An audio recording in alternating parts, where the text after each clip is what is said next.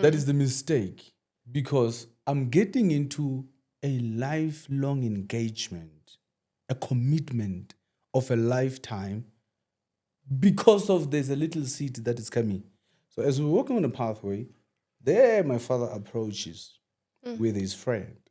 You know, as a child, you have that thing saying, okay, there's my dad. Yeah. You know, I'm a boy child. He's going to greet me and say, yes, boy, or anything. I'm a Christian, and there's the evidence. You guys have been eating the forbidden fruit.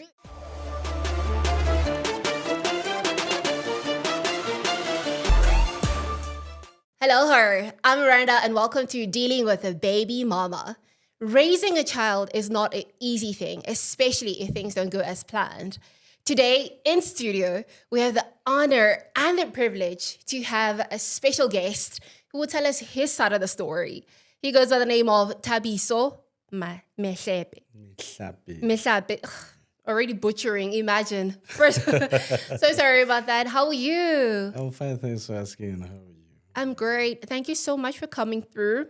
And sure, today's story is very sensitive to the ones who are going through it the most, because a lot of people can relate. So before we get into it, how are you? Are you well? How are things going for you in the year of 2025? Sure. I'm fine myself, but Yeah. it's been one hell of a roller coaster for myself. From where I'm working to the things that I'm doing in my life. Really, they're really keeping me busy. But yeah, as you can see, we've entered the silly season, and it's about to be the festives. The year is gone. Before you know it, it's 2026. But otherwise, I'm fine. It's good to know that you're fine, irrespective of all the challenges that we go through, because at the end of the day, we are humans and we don't always walk on the red carpet. So tell me, before you became a dad, who was or who is Thabiso, if you're still that Thabiso before you became a dad? Thabiso is a young man who was born from the dusty streets of Sebediela in Limpopo, in the village called Ulatlahomo. Yeah. That's where I went to do my primary school at Ulatlahomo Primary. Then went to Madibi Secondary School. Upon completion, I went to do my apprenticeship in earth moving. I'm a qualified artisan. And then after completion as well, I did my soundtrack. Also, I'm a safety officer by qualification. Nice. And then after that, I went to the University of Limpopo, where I completed my BA degree in political studies. And then from there, I completed as well my extract that is called Competent Aid Certificate, where that one is a qualification in the mining. Those who are in the mining sector will understand what I'm talking about. And then I did my legal liability. And then from there, I went back to school again to go and do my honors degree in operations and quality management, which I just completed now. Wow. And then I'm currently enrolling for my MBA. You're quite an astute learner. Well done. So academic. I wouldn't say, maybe poverty is what dictated or what encouraged me to be what I am today. And I'm trying to be a better person, trying to be a better human being, a better father for the future, of course, even now. And that pushes me to say, you know what, for us who have got nothing but God and education, we rely on that. Other than that, there would never be myself sitting here with you. I believe I would have long vanished and, consumed by the things of the world. But by the grace of God, here I am, and the Lord has been merciful to me. Joe, I'm so proud of you. And you know what? The sky is not the limit, I always say. Like, well done on now going to your MBA. Thank you so much. What was the motivation? Like you said, poor, you don't want to grow up, you grew up poor? Of course. And was your father around? Did your mother inspire you for you to keep, I'm going to go to school no matter what happens? I will tell you this, as I've said, I'm a product of poverty. I make no apology about that. And you shouldn't. I'm not shy to come out to say, guys, I know how it's like to sleep without food. I know how to go to bed without anything in the stomach, no plan, nothing that you can put in. that has molded me into becoming who I am today. Raised by a single mother who had 4 children, a domestic worker. Wow. I've got a twin brother, by the way. Well, you should have brought your twin here. Huh? That is so cool. Yeah, so I've got a twin brother. That has really motivated me to say, you know what? I see the situation at home on how we're being raised. My mother has tried. If there's one strongest woman that I know in this world, trust me, it would be my mother. I agree. I asked myself, how did she do it to raise 4 children by herself? 2 daughters and 2 sons. The sons are the twins. We are the last borns. And working as a domestic worker, right here in Gauteng, working for the whites, and eventually here we are. You know, we grow up. But I might say that the pillar in my life that has transformed my life was God. Jesus Christ is the personal savior for my life. Without him, I wouldn't be here where I am. Right. So I'll forever give the credit to the man upstairs. I'll forever give credit to the Lord to say, had it not been of the Lord, I would never be here. He that too had the Lord been with us. Yeah. So did you always have that relationship with Christ, or where did it begin for you? Because I know you gave him props, like, you know what, he was the one who backed you up throughout this poverty situation you're in. When did you discover Christ? I became a Christian convert in 2005 when I was doing my grade 10. And that was when poverty at home was rife, you know. Yeah. And I just found myself knowing this other brother who introduced me to Jesus Christ. He's a pastor now, he's an evangelist. He's an apostle E.H. Kekana. He's there on TikTok. Some of them can see him. Shout out. Yeah, the man has been resilient in also converting me. And trust me, after I found Jesus Christ, I can never want to lose Jesus. Never. Everything has been different. You know, there's a song in Sotho, it says, Hai salum phihlela ke maketjhe fela. Ever since the Lord Christ Jesus came into my life, you know, it was all wow. And, you know, when I was doing my grade 10, 11, and 12, let me say my high school, I became so close with the Lord. Everything I inquired from the Lord. And I asked from God to say, what do I do, God, from here? Because there's nothing that is happening. And I wanted to go to school so bad. I wanted to go to university. But how will I make it? Because I know my mother will never afford to get me to university, let alone to afford a mere registration fee for me to be find myself at university. Yeah. And I said, you know what, God, I'm going to do my best. And you will do the rest. Guess what? Preach. I did my best. And you did the rest. Sure. Okay, now, fast forward, the poverty is thrive. You are in grade 10. You're about to matriculate soon. And then what is the shifting point? Was there any shifting point where you realize, you know, of course, God is there for you? Do you still have your mom to take you through the journey up until matric to university? Of course. I had my mom. I still have my mom even now. The unfortunate part, just to quickly say, I know that she wants, sorry, mommy, I know you want me to graduate. I never graduated. Oh. In all these qualifications that I have, I never attended any graduation. I don't. Why? Even now, I'm supposed to graduate on the 19th. I'm not going. Why? I want to do my MBA. I'm not going to graduate.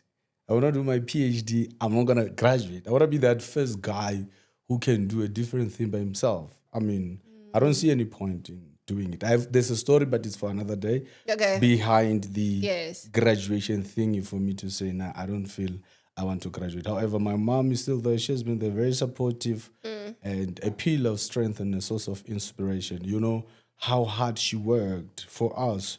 There was one day in 2006, she met thugs on the way right in Tembisa in Vusmus. They tried to take her handbag. You know, they were trying to rob her of her things. And she was a little bit cheeky, you know. I'm a bit cheeky myself as well. Got it from your mom. I got it from my mother. So she got cheeky. They pulled out a gun and they put her on the thigh. They hit her with a bullet. You know, I could hear the bullet because I remember I was sleeping. But you know, when I was asleep like that, I'm like, ooh, someone's being shot. Little did I know that it is my mother. Kanti. When I found out, when they came knocking at the door to say your mom is shot, it's like, oh God, I'll flip. When we ran there, luckily, they only hit the thigh. But by the grace of God again, I mean, if that thug decided to pull the trigger right on the heart or in the head, what would have happened? I would have been an orphan. I don't have a father. Sure. I never had a father in my life. I don't know how to say Papa or Daddy to anyone. So she raised us by herself. My father would say was a deadbeat. And even when he passed away, I did, for the longest time, I didn't know where he was buried. I only knew the gravesite. I didn't know the tombstone where he was laid.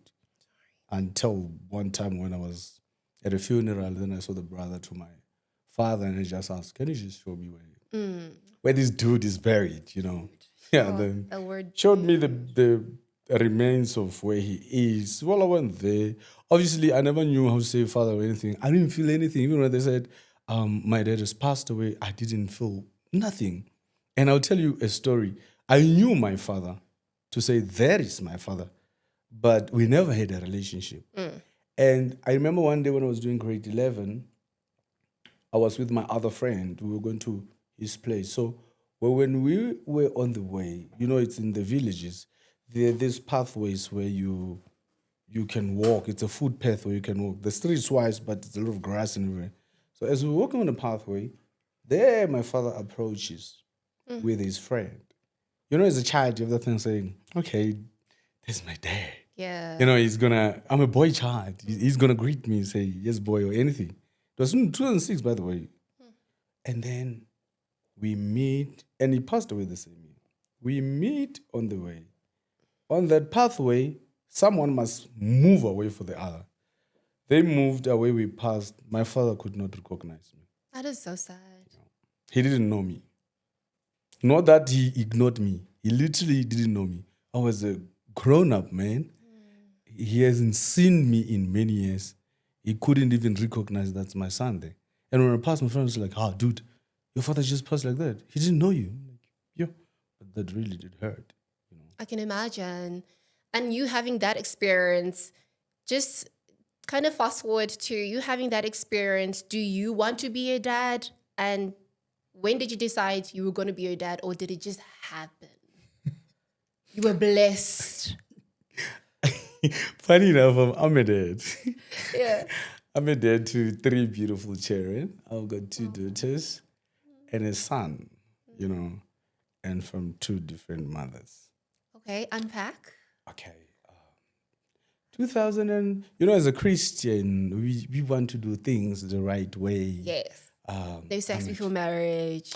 You would try that. I'm not going to come here and act like I'm a saint or anything. No one is a saint. Yeah, so, but you try something like that. Yes. And here we are. I found myself with this lady. And then we are seeing one another. So at church, that's me. Hey, I mean, like, I like you. I love you. Top you know, 9 vibes. she shows the interest as well. But we take some time before we could date. Eventually, we date. Yes. Then as we date, it happens again that all right, now me and her, obviously, we indulge. We engaged in sexual activities. Before we knew it, she's pregnant. Now she calls me. Oh, by that time, she's 18. 18 months. Sorry. No, years. I'm 20. That's very young. Yes. She's 18, I'm 20. I was doing my 2nd year of my apprenticeship in mechanical engineering. She was still in high school. She was doing her matric. I remember she was even going to school. So wait, in matric. Yeah, she was in matric. Pregnant. Hey, you can imagine. She's wearing those big jerseys, you know, to cover herself, not to show. But here's the trick. She comes to me and says, I'm pregnant. I'll flip. And the worst part, she said to me, yo, they're going to chase me at home. My dad doesn't play. At home, everyone, my sisters, are all married. And they had their first children after they gotten married. I'm so scared of my father. Being me. Don't worry, man. I've got this. I've got you. But were you And- happy? Were you excited about the news that she's pregnant? Well, Where are you? I was the feeling of say I'm going to be a father was exciting, but it is unexpected. It's not what I was looking for at my age, and I'm a Christian, and there's the evidence. You guys have been eating the forbidden fruit. You've been busy. And then there I come. I'm like, you know what? And I made the biggest mistake of my life. However, I think we learn from that. No, don't worry. Let's do this. Because you're scared of your dad and everyone from your family got children after they got married, we can follow suit. You still don't show anything. They don't know anything. Let me ask my mother or my family to tell them that I want to ask for your hand in marriage. Let me send my uncles to your home. Wow. Fair enough. And you stepped up, yes? But you see now, that is the mistake. Because I'm getting into a lifelong engagement, a commitment of a lifetime because of there's a little seed that is coming. Not because I love you that much I wanted to ask. that I want to spend the rest of my life with you. I'm still young, for heaven's sake. I'm only 20. So She's 18. you made that decision based on you want your The child pregnancy. to grow within wedlock. It wasn't the driving force, sorry, I want to be with you. I love you. We can do this. Even that one was even gonna be a reason enough. I would justify it if it was because I'm saying I don't want my child to be born out of wedlock. It was not the reason. The reason is to say, you're a sketch of your father. They're gonna chase you out of your home. You're gonna be that black sheep of the family. Everybody at your home got married first before they get a child. Let me try to also follow suit and alleviate this thing that has happened before the child could come out. Let me go and do it and send my uncles. And that's what you did. And I did that. So after your uncles come, it's a whole ceremony. In 2010, Happy. there I am paying Lobola. Wow. You're so responsible. Yeah, I'm doing that, but I was a child. That's the thing. And I look so back amazed. now at, I think I was 10, 21 that year, yes. I'm looking at someone who's 21 years now. I'm like, oh my God, I was this young when what was I really thinking, you know? And also I had that thing of saying, you see, not having a father also, it's a predicament. Because had my father been there, my mother was never married. I tell my mother, I want to get married. Okay, I mean, she doesn't know the pros and cons of marriage. All right, my son, if that's what you want to do, I'm supportive of you. But I take it if my father was there, if my father was part of my life, or I had a father, he would have said, son, come and sit down. Why do you want to get married so early? You understand? Then I would say whatever I say and be like, okay, she's pregnant. Nah, don't worry. I mean, if my son comes to me now and say, Daddy, I'm pregnant with someone, I want to get married, I'm going to say, chill. Don't worry. He says, no, but they're going to chase. No. For as long as the reason is not because I love her so much that I want to spend the rest of my life with her, then it cannot be a reason. It will eventually fail. Then there I get what do you call lobola, I pay lobola for her, and then our first child is born, and okay, the time goes. We are young. I've finished my studies. She finishes her studies. And you guys are staying together now because obviously you're married. Yeah, married. The family knows. Yeah, she becomes a professional nurse as well. And I'm an artisan. Things are going good. We built a very beautiful house. We buy cars. So you guys already had a house and a car at that young age. Our things happened quite fast. Quite quick. I would say we were that. Community role model that people look up to, the old ones, the young ones. But obviously there'll be critics, those who says, I live Fileta. It's just going to vanish into thin air. We're giving you 1 year, we're giving you 2 years.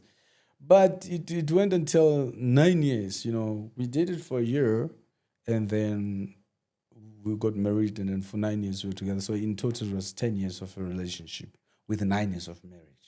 Beautiful. And then we were blessed again with another daughter. in 2016. And still, the family's good. You and your wife are getting along quite Yeah. well. You're happy. There's no like red flags. Seeing who this person is about to leave, or they're not as happy as they were initially when they started the marriage. She was happy. And were you happy? That's the question. Yeah. Was I happy? Because now reality kicks in as I'm living with this person, as we're spending time together, as we're now a couple. Whenever she wrongs me, I have it in me that I feel like I actually did you a favor because I didn't marry you because I wanted to marry you. I married you because you fell pregnant with my daughter. Are you reminding her? No, it's me. It's me thinking whenever she wrongs me Okay, to you say, just thought. "Mara, this person, what actually is that she's doing?" Of course, there are wrongs from both sides. My side, her side as well, and the things that had happened, which made me also now to relook into these things and say, but this person. One thing that I can say that it really also worked against our marriage is the involvement of the family too much into our marriage. I think maybe they felt we got married too young. Maybe they wanted to mentor us or what, I don't Guys. know. Yeah. But it was the side of our family much than my family. My mom is somebody she's gonna stay away, you know. And it happened like that. But eventually, one thing that really turned me off, I'll be honest, this one, I started to realize that this person actually lied to me and said, I'm scared of my dad. You know, nobody at home got a child before the marriage. So she manipulated you into. I can conclude it by saying that. Why am I saying that? When we are in the marriage, I realized, no, man. But one of her sisters, yes, she's married, but the firstborn is not the biological son to the man that she's married unto. Now, what does it say to me? It means there was a time where the sister had a child out of wedlock, and then they didn't work out with the father, and then she met another man who married her. So in this moment, I realized, okay, no man, one and one is not making sense. It's not making sense. Is that the driving force? Was like, you know what? I mean, it's been 10 years, right? Get sharp, go in. Who left who? And what was the reason for it? I left. A lot of things happened. I discovered that she cheated. Sorry.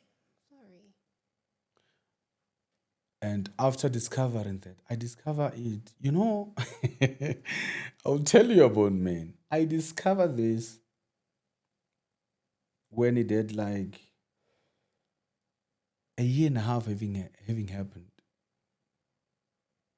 And how did I discover it? Very interesting. I don't know if you have time. We got 30 minutes. I'm coming from work, Yeah. and then I get to my place where I was working. Then there's this guy next to the apartment where I was staying is with these other ladies. And then I go to greet the guy. My guy has a chap. I'm wearing a ring that time. The two ladies, they see me, they recognize me. And they're busy whispering, again. I'm like, what's happening? And the lady says, hey, are you the Thabiso so and so? Proudly, I'm like, oh, Yes. yeah, that's me. That's my wife. You know, I never in my life had a room that woman would cheat on me. I never had a room. I never left a room for disappointment. Even in the mine where I was working at that time, I would always tell people, you can say whatever you like. If you guys have been cheated on, just not me. And it's She's not my woman. So that lady comes in, ask your woman of this person's name, mentions a guy, and my name is so and so. Why did we fight physically, me and her, over that man? so she is the wife or The girlfriend. She's the girlfriend. She's fighting for a boyfriend with the wife to Thabiso. And I composed myself at that time. I'm in shock. As you would be. Nah, your world is literally crumbling. They can't be talking about my wife, and it's not her. But she mentions the names. Yeah, he used to see you coming there, but mentions the workplace, and you were driving this Fortuner car. I'm like, yeah, that's me. I see you most with the child and all that. How? Yeah, we fought for so and so, and I don't understand why would your wife fight for another man while he is a man like you. A man like you. And immediately, okay, fine. I compose myself as if it doesn't do anything to me. I go into my apartment. The first thing I do is to call her. I call, hi baby, hi. Won't you baby me? It's like, what the hell's going on now? Do you know so and so? And let me tell you, I know all this story. And I don't want you to lie to me. She told me everything. I want you to tell me everything. And I want to see if you are trustworthy enough that you can come clean with me. On the phone. Hey! Then she's like, baby, I'm sorry. Immediately she said that, yeah, all the soldiers of my body, they dropped down all their AK-47s. Fella, remember you never left any room. I never left the room. You're believing she's faithful, unfaithful, marriage is honorable. Okay, that's me. Immediately I got in a car. I drove about 280 kilometers. That's how far she was from me. I drove to her. To say what? To do what? I wanted to know a lot of stuff. And you ask those herring questions when you get there. Okay, I get there. I want to know what happened. She tells me what happened about the guy. And guess what? Now I'm trying her. I'm like, and you know what? The person told me, actually, it's not only that guy. Oh. I'm lying there. It's me testing waters. It's not only her. There is another guy. Let's hear. She explains about another guy now. Oh, man. That is so heartbreaking. I'm laughing. I'm laughing about it now. But then it was painful. Of course. Now I was just trying this person.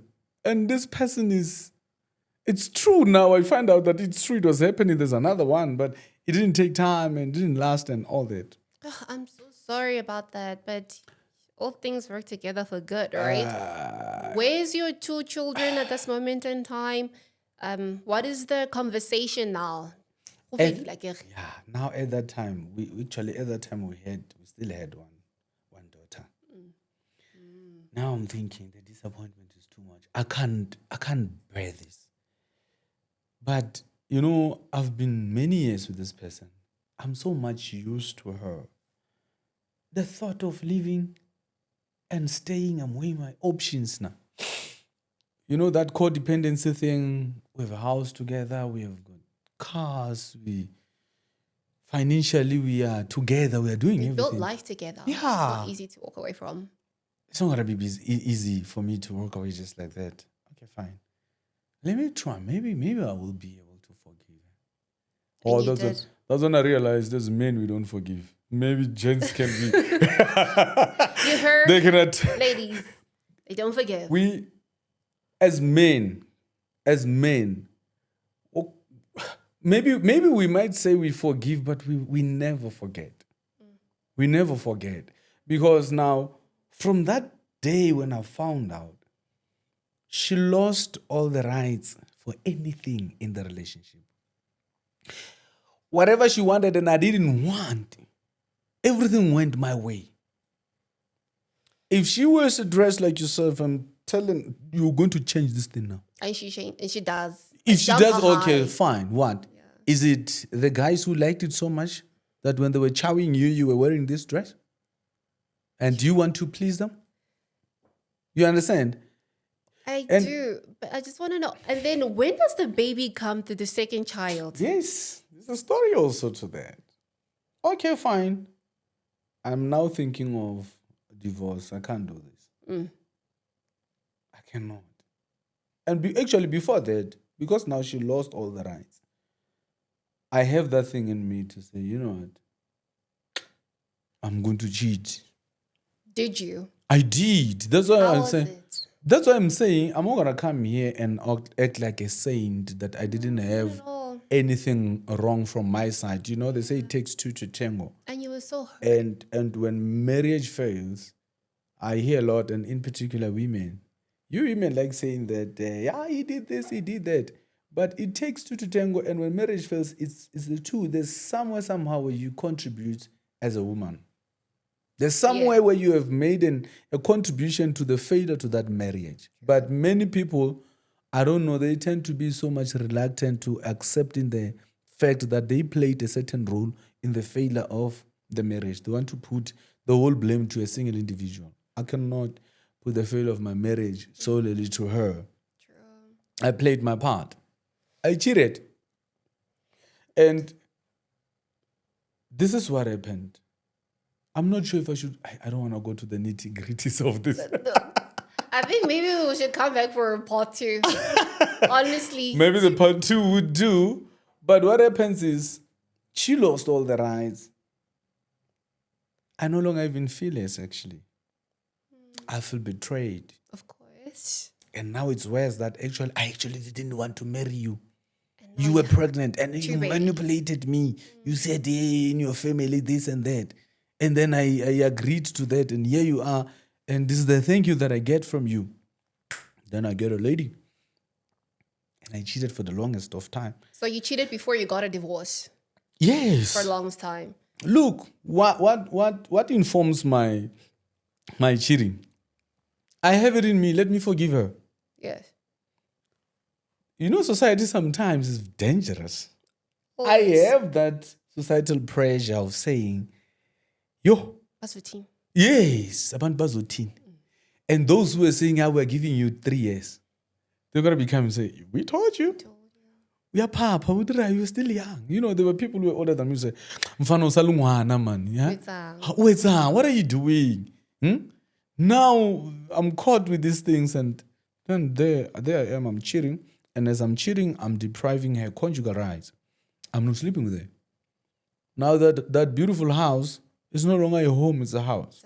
It's a house, and I decide now later, no, I cannot do this. You finally file for divorce and you move on. I filed for divorce. When I filed for divorce, remember I said I want to forgive her. We happened now to have sexual intercourse, and all that, which also was something, because during that, if I may think about whatever is done, I would even decide to push her away. And then when I filed for divorce, she comes with the positive pregnancy test. What did you do for our second baby? Okay, like what's happening? I'm still pursuing the divorce, or now you're thinking I should stay? Then I'm like, what do I do? Okay, is this even my child now? Exactly. Because in me, you are capable of doing what I thought you are not capable of. And you're not the only guy. Nah, I mean, he's been cheating. You understand? Yeah. And then I'm thinking, I'm a public person. You go home, I'm in politics as well. And I'm having it in me that, people are going to be saying, Ola bamjeje musadi. Bamuimisha, they impregnated musadi wa hae, and then athala. No, I don't want it to be like that. There I am, I stay. I tell the lawyer, no, wait with the divorce. So how long did you try to get the relationship going with her before you finally make the divorce final? Then after that, the child is born. A copy and paste. God just did justice there to say, you know what? Before you're gonna think ngwanaba two feeling how. Yeah. When she comes, that little daughter of mine, Looks like you. I replica, I copy and paste, My mom was like, what do I pay? Fine. Things go 2016, 2017. But it's no longer nice in the marriage. It's sour. Like I said, every 4 days I was going home, but I was no longer going home. I was going to her house. There was no longer loving there. And that time she's trying. I could tell that she's remorseful. She regrets whatever has happened. And me, that time, I'm at the peak of my cheating. Oh my God. I'm doing it like nobody's baby. She's now faithful. I've now turned out like a dog that they've cut off the chain. The chain. Lost tamed. Then there I am. But that Christian me inside comes back and say, but man, this is not you. What have you turned into? What kind of life is this that you're living? Do you know that if you were to die now, in that living in sin like that, you're going straight to hell? So that is a turning point. That's a turning point where I say, then what do I do? Then I look at myself, I'm like, I'm still very young. I know I'm not so handsome, but I can be attractive maybe. Somebody out there may see me. She's still young as well. And then one good night, while we were sleeping, something says, you see, now's the time. Tell her that you want divorce. And you told her, broken news. I told her immediately. I rose up. I went to my car. I just took my laptop, a few clothes and shoes. I was shoeholic. I think I had more than 70 pair of shoes. Yeah. I love shoes. I grew up without shoes, and that's why maybe I was paying. It was payback. Payback. Yeah. For the absence of shoes. So I just took, I think, 2 or 3 pair, put in the car. She tries to beg me. Are you leaving? I'm leaving. I'm telling you done. Now I've made up my mind. We're done. I'm divorcing. I want a divorce. Okay, my heart is tired. I can't pretend anymore. I'm tired of also this cheating life. I can't cheat anymore. I can't continue like this. If I don't let go of her, it means I'm going to cheat for the rest of my life, because I'm failing to commit to her, to love and be faithful to her ever again. Then I decide I'm leaving. Take few clothes, take my qualifications. She tries to beg. I don't listen. Off I go. Where? I go home. Then I sit my mom down. And by the way, over this infidelity, I did not tell my mom. I tried to protect it.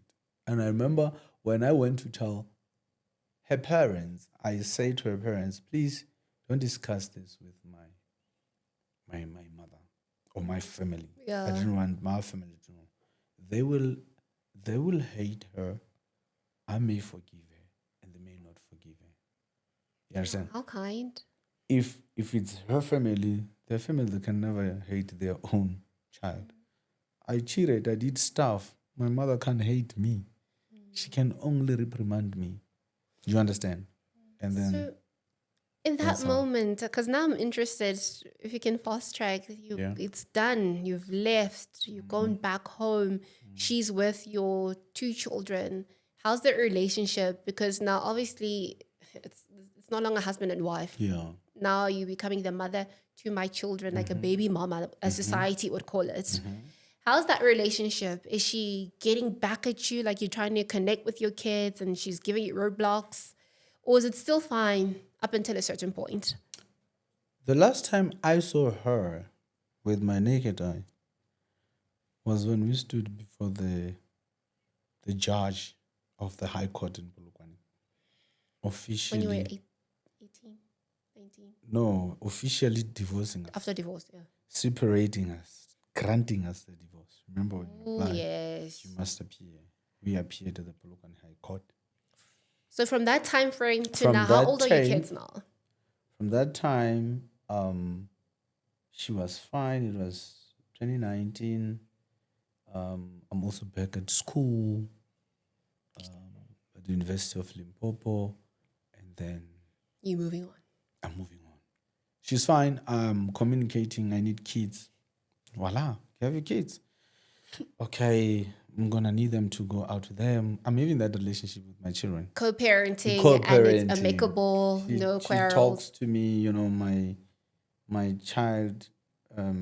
She tells me she has sat down the kids and explained, Mommy and Daddy loves you so much, but they're no longer gonna be together. You're no longer gonna see them, blah blah blah blah, and all that. Yeah, sure. Then, fast forward, in 2020, that was the last time I saw my two daughters. What happened? In 2020, okay, I don't know. It's me. I might be wrong. I might be wrong. I think she thought maybe we can rekindle. The leniency of her not having any problem and all that. It's because of maybe she thought we'll rekindle, we won't have a problem. And I thought we are co-parenting. Until she found out that I moved on. Oh, so that's where the turning dynamite happened, that you moved on. And naturally, I get when you're a mom and you love your children, it's whole that thing of a stepmother.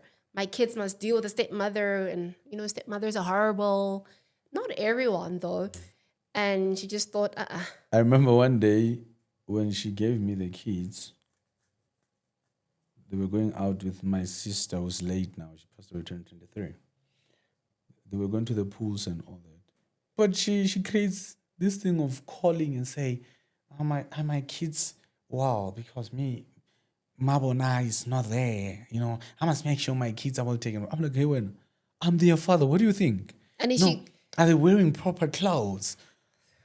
I'm like, dude, not even a single day did I want to ask anyone for that matter for looking after our kids.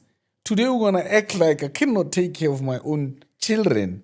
Don't do that. do you think it was coming from a place of jealousy? No, that you just moved creating on, drama, or maybe, I creating don't know. unnecessary- At that time, she hadn't even heard anything about me moving on. Okay, now, fast forward, when she now realized that I had moved on, I'm starting to have problems with getting my daughters. I had bought them cell phones.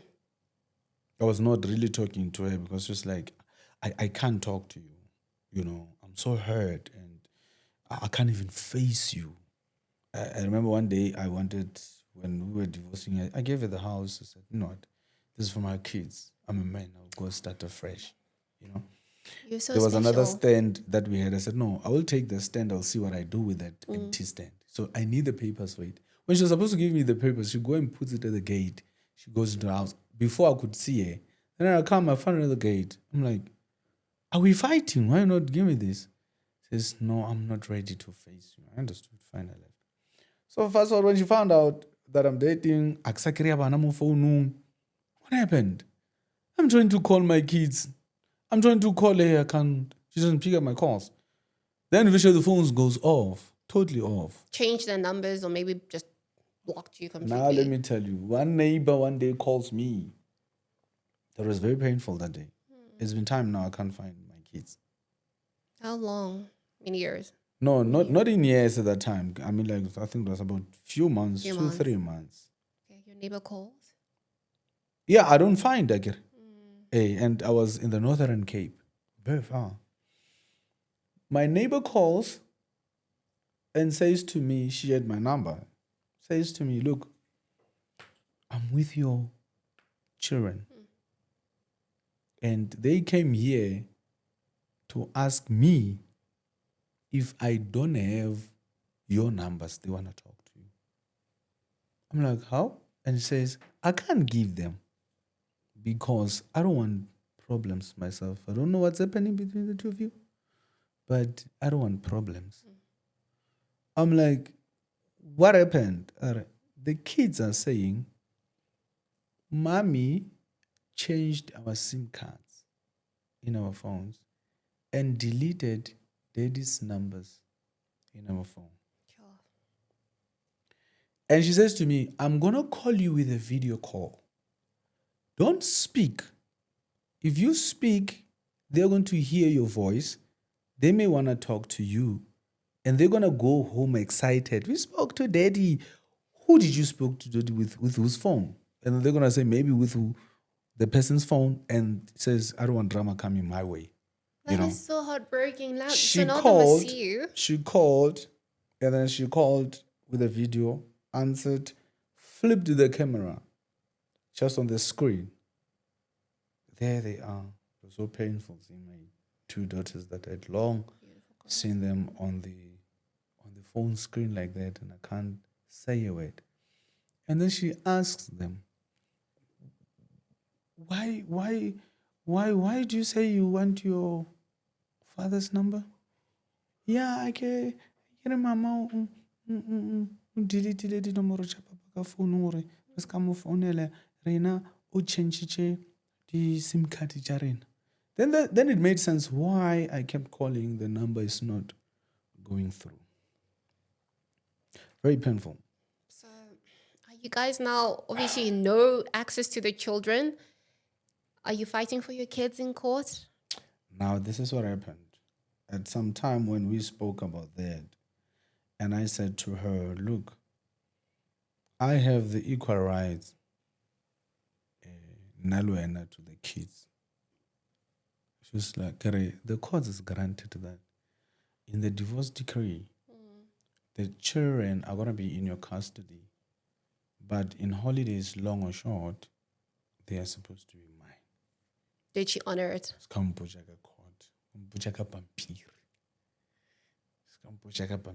Fair enough. Bana le yena, you know. And then I go to a point where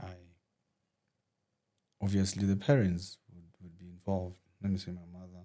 There was a time when my mother also met the mother to my ex-wife. He says, Lina was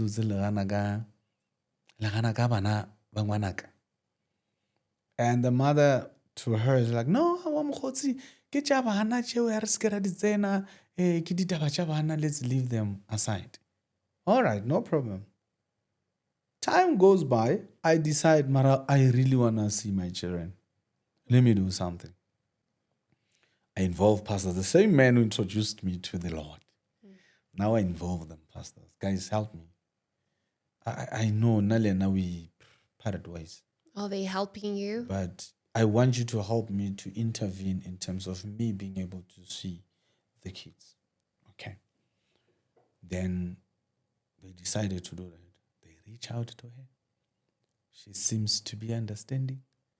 She comes along while talking to them. Now there's a mediator in between us. But is there hope? There was hope. There was hope. Then the guy comes and says, okay, these are the terms and conditions. So. All right, I'll comply. I want to see my children. All right, goes that side. And then finally, okay, I'm going to go and speak to my mother. That's her now. If Thabiso can see Bana or not. And remember earlier, her family was heavily involved, and that's one of the reasons why. One of the reasons why you broke up. Yeah. Yes. All right. The pastor comes and says, hey, you know what surprised me? She's an old woman. You're an old man. Why must there be a mother or involving the family? Or no, I'm going to go and tell or speak to my mother if he can be able to now see the children. How? Okay. But he says to me, no, chill, son, chill. Let's wait for her. We're hoping for a positive response in that you can be able to see your children. No problem. So the mother said no, obviously. Are you a prophet? No, I mean, maybe I should be ordained one. And then, No. when she's supposed to go back, like they used to on the calls, when the pastor calls, she's not taking the calls and she just responds with an SMS. I can't remember if it's an SMS or a WhatsApp. Look, my mother said it can't happen. That Thabiso will see the children. He chose to leave. Nobody chased him away. And no, it can't. So tell him, sorry, it cannot happen. And then that's when things didn't happen for me to see my kids. So now it's been how long since you haven't seen them? 2020, towards the end of 2020 until today. So the situation of dealing with the baby mama, because that's what she is right now. She's not your wife. Yeah. How are you navigating it? Or you've completely cut ties up until one day God makes a miraculous miracle and you once again meet your children. Which is my prayer. Which is my prayer and what also my family had advised to say, look, stop it. They will grow. They will look for you. And you have witnesses for you to say you put in an effort for your children, that you want to see them, you want to be part of them. But it didn't happen. There is my son, whom I have, who came after. You're enjoying. Are you married? There's no baby mama drama there. She's making your life very easy. She would be like, yeah, what? Come. Get it. Well, you can take him to his fullest, full custody and with non-visitation rights for me. That's just her being so noble and saying, look, we might differ in everything. One thing I can't take away is that you're the father to this child. And you have him as and when you please. And I'm so involved, yes, in my son's life. So in this side, there's nothing like that. And on the other, we've cut ties.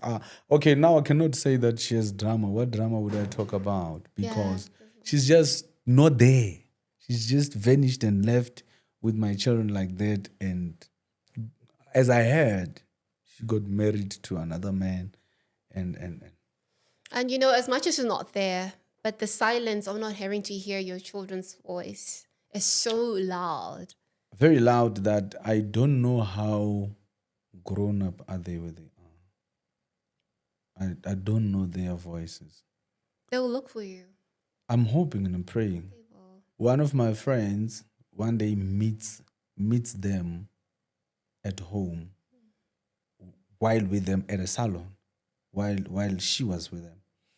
He was also going there. And then he gets there and says to them, okay, he takes out my picture, shows the little girl, the small one. It's been long. Says, do you know this person? Thabiso.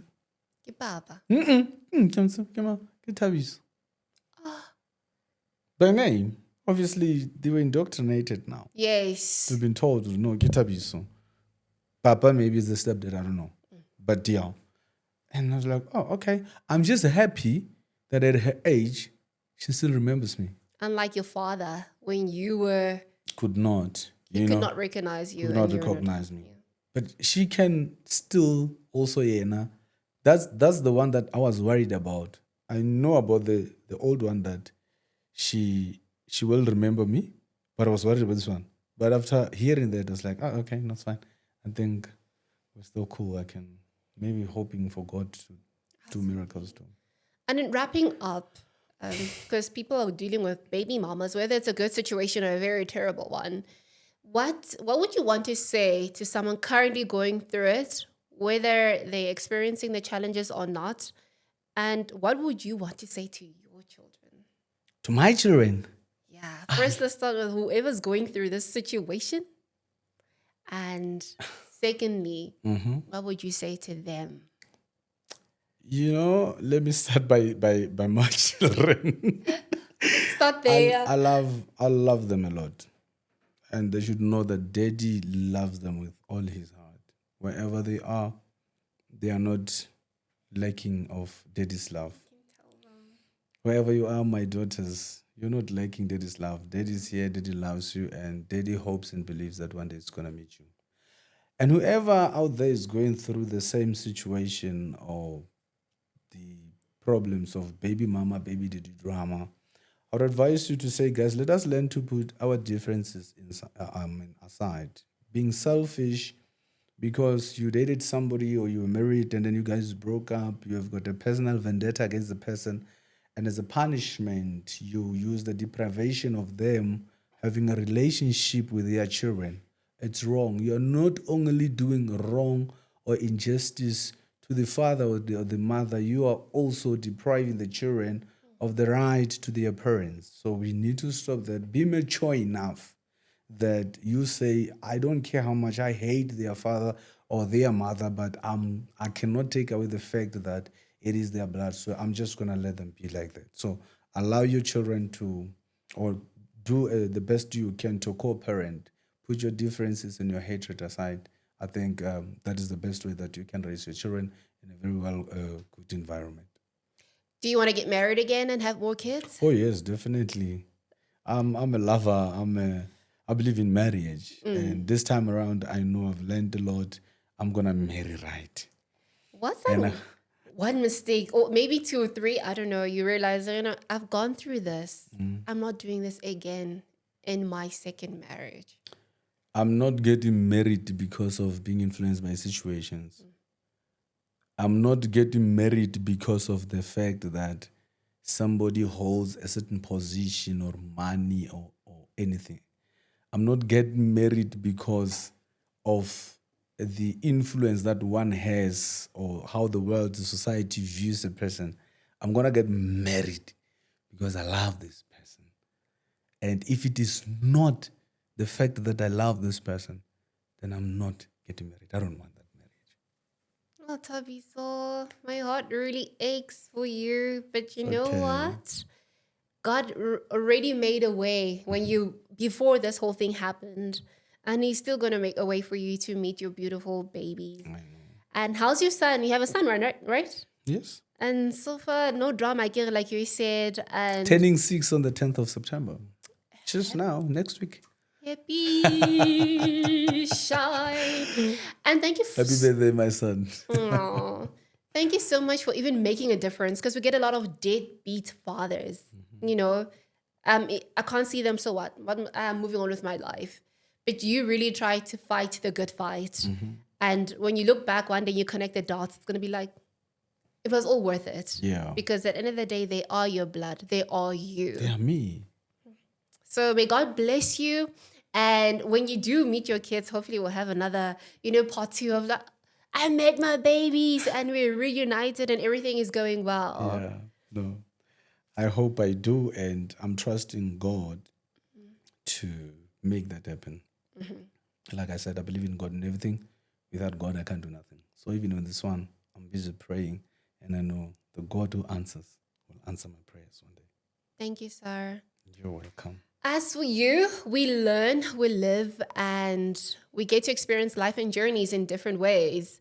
Whatever you're going through, whether you're not allowing you access to your children, remember that there's always a way. And with God, all things are possible. So learn from other people's mistakes, learn from other people's experiences, whether it's good or bad, because it'll always direct you and journey you through life. Thank you so much for watching. It's an absolute pleasure and honor, and we don't take you for granted. See you next time.